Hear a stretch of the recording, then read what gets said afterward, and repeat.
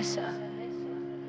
I float on the air current, a monarch in the sky, observing life's slow motion, the reason people cry. I watch the girl named Clara, drowning in the gray, a lonely quiet fixture who simply passed the day. Her parents were always absent, their money was their focus. She felt like a forgotten, dried out lily crocus, a vessel of pure sadness, lacking any direction, waiting for a feeling, a genuine connection. Then Layla appeared, a lighthouse in the mist, and suddenly Clara's world was anchored by a list of calculated steps, how to accidentally meet, perfecting the approach. Outside upon the street, they quickly became friends, a beautiful duality.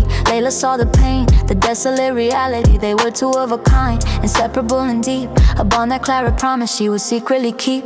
That innocent attachment became a cruel affair, a hidden wild devotion that Layla couldn't share. Clara's happiness was perfect, an exquisite fleeting thing, until the talk of boys made the hateful feeling spring. The day Layla started seeing Matt from a different place, I watched the light get stolen from Clara's haunted face. He was a foreign intruder, stealing moments they had. The jealous hot resentment drove Clara truly mad. She started to pace, a hurricane in her room, plotting the disappearance of Matt, sealing his doom. She sent the shady texts from different numbers and bluffs, but Matt was still too solid, built to too resilient stuffs. Layla asked, what's wrong?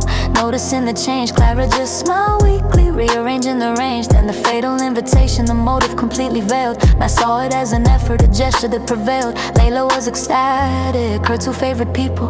Clara played the bestie, friendly and so simple. She led him to the woods, a secret destination, deeper into the shade, a silent consummation. They reached the lake's edge, the precipice of the fall. Matt turned his back to look, oblivious to it all. She pulled a cold steel, a blade out of her bag, and stabbed him in the back. Watching his movement sag, he fell and screamed a broken, agonizing call. Turning back to ask her why, in utter awe, he begged for his own life, but Clara only smiled. The sound of his pure terror made the killer reconciled. She stabbed him and she stabbed him until the movement ceased, the laughter bubbling over, the monster now released. She was never yours, a whisper hateful and low, as she tied a heavy rock and watched his body go. The splash was a high, a dopamine rush. She touched her blood-stained clothes in a sexual frantic hush, smelled the clean scent of Layla's hoodie. Her eyes closed in a trance, finding sick fulfillment in this deadly dance. She danced and she sang all the way home, washing off the red, knowing Layla was alone. The next few days were heavy, Layla was fraught with fear. Clara played the comforter, wiping every tear. He hate another girl, Clara manipulated with glee, watching Layla start to doubt exactly as she wished it to be. But Layla had to know, so she went to Matt's parents' door, found the distraught mother who could cry no more. She met his sobbing father, saw the broken sad home, realizing Matt vanished the day she was with Clara alone. Layla went back to Clara with questions unavoidable. The truth in Clara's eyes was suddenly deployable. Clara broke, shouting, I had to do it, he wouldn't leave you be. Layla just said calmly, I have to go, refusing to see. Clara watched her turn, her mind hit the limit. She screamed, don't leave me, and gave up every minute. She lunged at Layla's back, pushing her down the stairs. Layla cried out in pain, trapped in a fatal snare. Clara descended slowly, walking past the fall, and grabbed a kitchen knife, ready to end it all. It could have been us, she sobbed, it should have been real.